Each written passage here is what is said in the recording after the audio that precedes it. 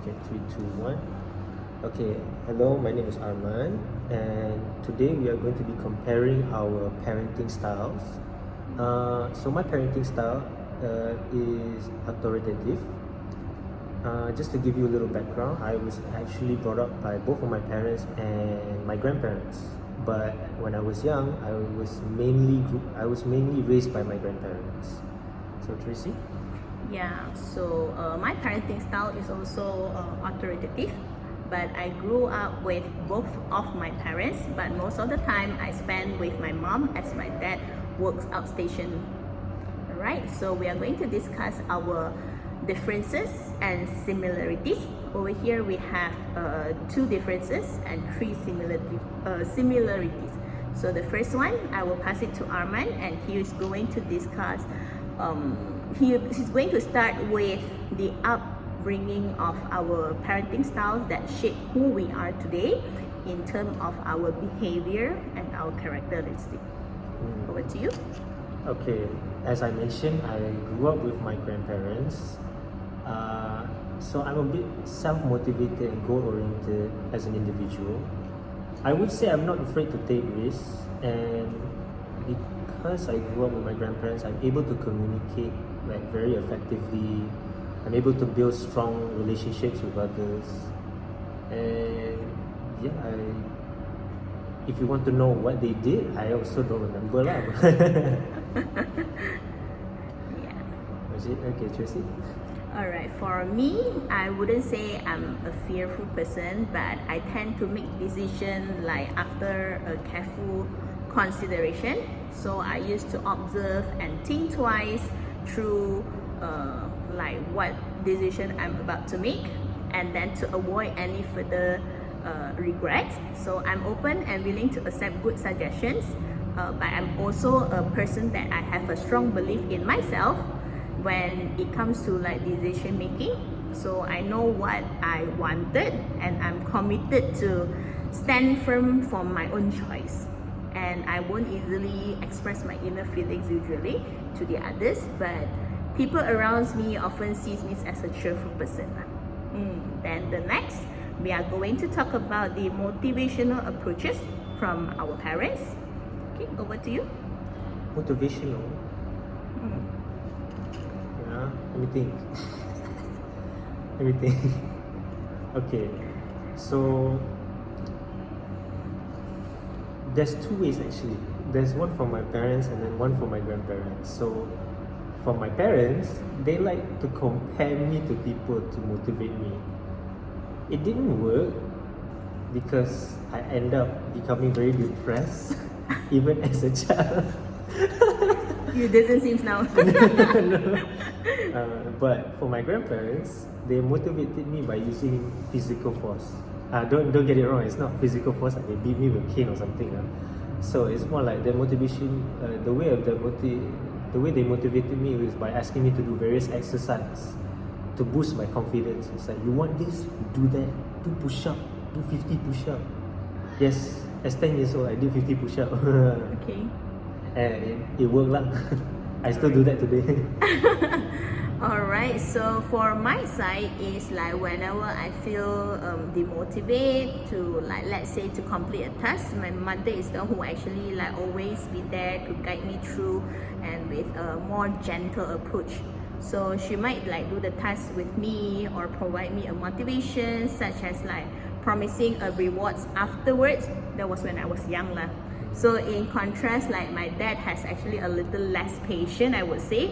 So he's the one who tends to like give firm instructions, that telling us that okay, you're gonna complete your homework by Friday, so that on the weekend we can enjoy together. Let's say we do have like family days or to go out together.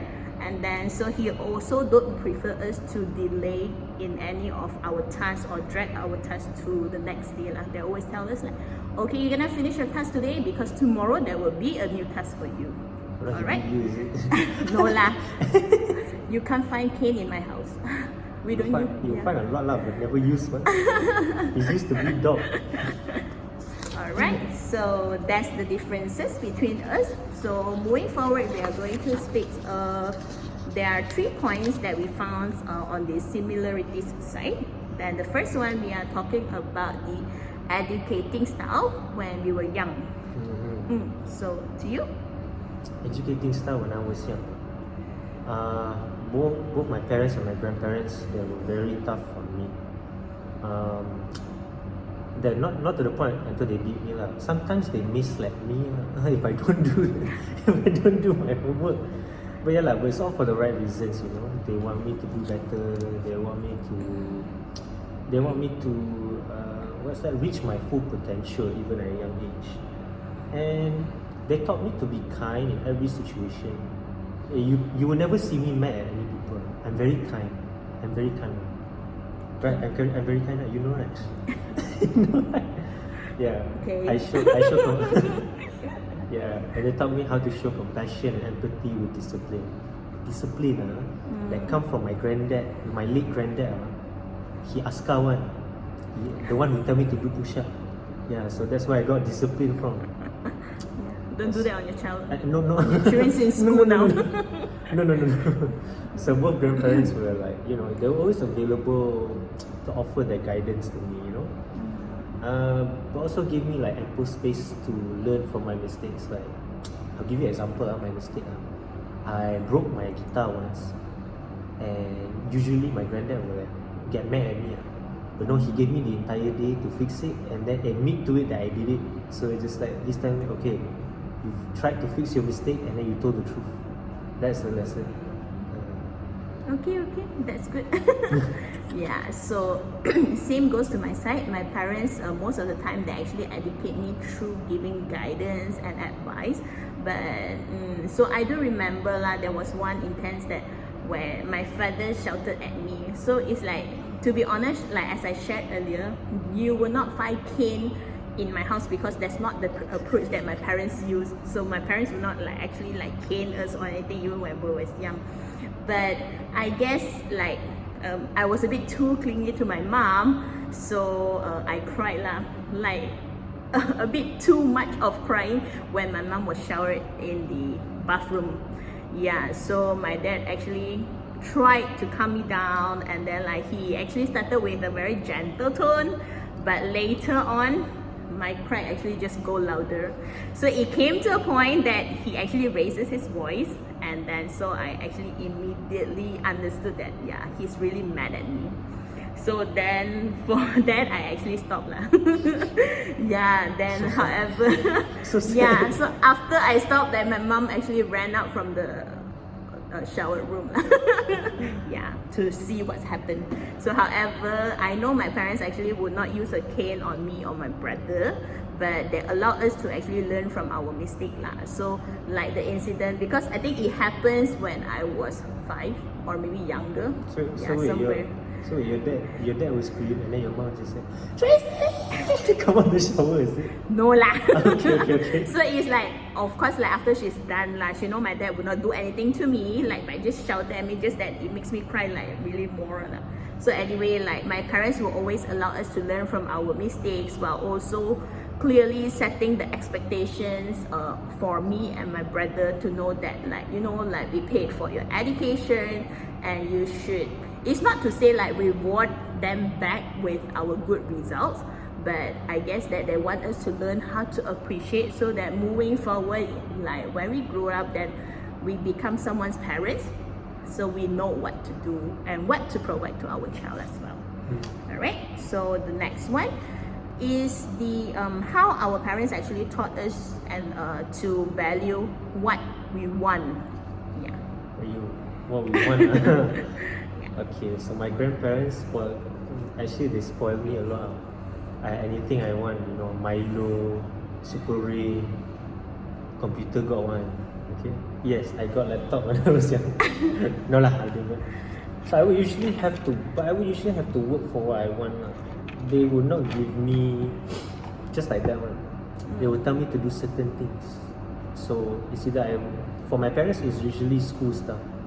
Okay, you get A, we give you this. My grandparents, okay, you go wash my car, I give you what you want. Yeah. But I can't. My parents, however, they gave me everything for a reason. But sometimes my parents would teach me by not teaching me.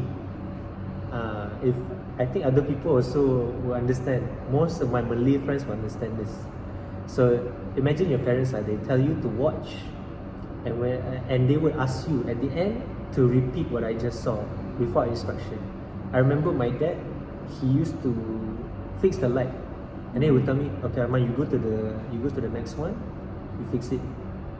And I asked my dad, okay, where are the instructions? What instructions? You saw what I did, right? So he's teaching me just by letting me watch. Showing the examples. He would let me learn by just doing it myself, not doing it myself, like experimenting myself. So if I got it wrong, it'll be wrong, the light won't turn on. And then I finally got it right after 2-3 tries. So it's the same that how you teach your child using a Montessori approach.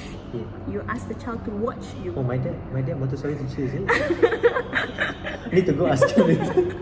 Yeah, so yeah, you actually got that since you were young. Yeah, so now the children actually follows after what you did in class. So as for me, my parents actually taught us taught me, I would say me and my brother to earn what we actually wish to have. So whenever we saw something that we like and we wanted it, they were actually not to buy for me immediately. Then even though they love me and they're willing to provide what my needs, but instead of they say okay, I buy this for you, they will say, it's okay, I think you can wait for your birthday. I will not buy you things that you want for without any reason, or maybe you can actually earn it as a reward for getting scoring in my exam, let's say. Oh, really? Yeah, so this actually taught me to appreciate things better than compared to, I would say, now we can see even a lot of children in our schools, they have these very expensive meager products, but it could only last in the pencil case maybe for 1 or 2 days. Then after that the things were missing and also wouldn't bother to find, but they would say it's okay, ask mommy to buy another one. Yeah, so these kind of things. But I think our parents actually taught us well for teaching us how to earn for what we want instead of just provide to you. Yeah. Alright, so yeah, then moving forward is to our last similarities is the advice from our parents. Well, yeah, I don't my dad, okay, I'm not gonna say what my dad said to me because that's more to money and business stuff. So, but my grandparents, they give me some nice advice lah. So really during some really dark times I think I was 7, 8, maybe 9, I'm not sure already. So this advice comes from religious and general views, because my grandparents, very old, very wise people. So there was this time when my parents were fighting, really fighting. I won't tell you what it is but I'll tell you they almost got divorced lah. So as the oldest in my family, I had to look out for my brothers. My brother was crying here, my other brother was also crying why mama and papa fighting. In my head, okay, I have to be tough, but at the same time I'm also scared. I'm very scared. I don't know what to do.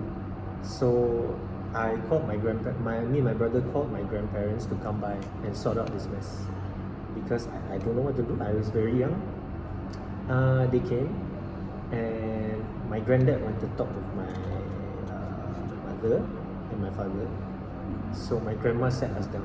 So it sat me down, actually, not sat us down. My brothers went to play outside at the time. So what I said. So my grandparents told me my grandma told me that whatever happens, those people who are fighting upstairs, they are not perfect, but they take care of you. So don't let that fight divide you and your brothers.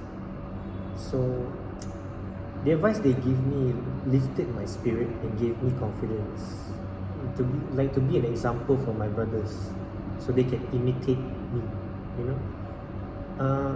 The role of an older brother is to become someone they can imitate. So let's say if you have an older brother and let's say he smokes, they will follow one. They will follow because they have no one else Role to look model. up to. Yes. Yeah, correct.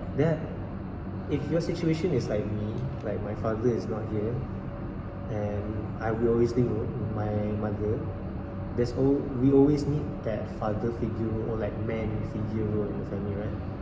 I had to be that when I was 9 lah. Yeah, that's my story. Very sad. Yeah, but I'm glad that things goes well now. Yeah. Sure lah. Yeah, so for my side, yeah, actually my parents also went through difficult times during their marriage lah. When I was around primary 5, yeah, so when I was around 11, that because as I mentioned earlier, my father used to work outstations out of the town, and he don't really spend a lot of time with us when we grew up. When we were young, then yeah, he's always there.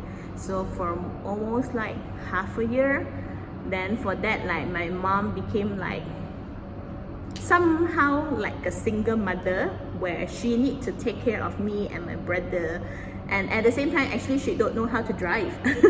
Yeah, so yeah, she don't drive. So imagine that days when we were sick and all, you know, like she need to get help from the nearest is my auntie and my uncle lah. My aunts and my uncle, they actually but she got license stay near. No, she don't have.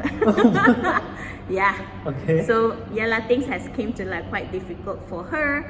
So I guess like she really took it very hard, and it came to like a particular moment that she is really stressed out, and she has like, with all the burdens, managing the family alone, so I guess it's a bit too much for her on her shoulder. So she burst into tears lah in a day that there were like, she's very emotional. But so I actually recalled her crying at night, because I used to sleep with her in the same room. So she crying in the middle of the night when we are all asleep lah. So after that, I also realized that she actually also having this difficult time. But I'm so grateful that my mom has very supportive siblings. She had another 8 brother and sister with her, because people like olden days, they gave birth a lot. So yeah, my mom had another 8 siblings. So they actually called my mom, and then they gave the encouragement, the support wherever they have. And I guess my mom somehow slowly, they actually walk out from this, and then she had a talk with my dad and all, so things has come better lah. So as I grow a little older, of course during that time I might not know what is happening through the marriage, because she will not share with us anymore. Like she will try to like hide it and keep it to herself. So anyway, like now they actually as we have already grown up, so my mom actually shared her experience to me, and offering the advice to maybe I can use this as one of my in my own marriage today as well. So I guess like she is the one who always assure me that, you know, whenever things happen, don't worry, I will be here for you until the day she leave the world lah. So yeah, I'm so grateful to have my mom, I would say, as I'm actually quite close with her lah. So even until today, I always go back home every evening. Yeah, to her. Correct. I will go to her every evening after work. Yeah, to just see her, and then like to have dinner with her. Then I go home. So yeah, I guess we are good. Yeah. So that's all from our side. Yeah. Anything else you wanna say? No. No. All right. Thank you.